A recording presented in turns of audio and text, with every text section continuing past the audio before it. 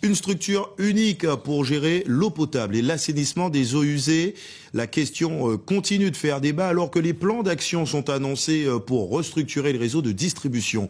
On fait le point avec Hervé Pédurand.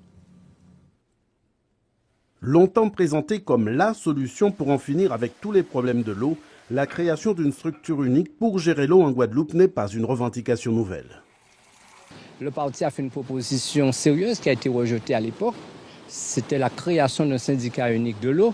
Personne n'en voyait à cette époque-là l'importance. En 2009, les signataires de l'accord de fin de grève du LKP entérinent la mise en place d'un syndicat unique de l'eau. De réunions en rencontres sur fond de panne du réseau, aucun accord n'arrive, sauf 8 ans plus tard sur l'installation de syndicats mixtes ouverts.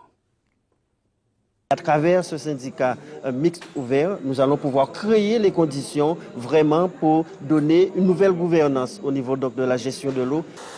L'opinion publique trouve l'idée d'une mutualisation pleine de bon sens. Comités et associations d'usagers de l'eau les appuient en posant une condition, que les politiques ne soient pas les seuls à gouverner le navire. Tous les représentants d'usagers doivent faire partie de cette nouvelle structure. Il faut que l'État nous garantisse, nos citoyens, que les fonds publics sont bien gérés. Et nous appelons à ce qu'on ne mette pas entre les mains de nos élus aucun fonds public. Parmi les adversaires d'une structure unique, Lucette Michaud-Chevry ou encore Éric Jalton. Le président de Cap Excellence a d'ailleurs créé sa propre régie Eau d'Excellence depuis début 2017. On se met enfin d'accord sur ça, sur le contour, le contenu pour avancer. On a un plan pluriannuel d'investissement sur l'eau et l'assainissement des eaux usées. Donc on avance et on met en place cette régie des eaux. Mais au-delà du choix d'un modèle de gouvernance pour l'eau, ce dossier révèle la grande difficulté des élus à défendre une position commune au bénéfice de la population et face à un gouvernement prêt à cofinancer le renouvellement coûteux des réseaux à cette seule condition.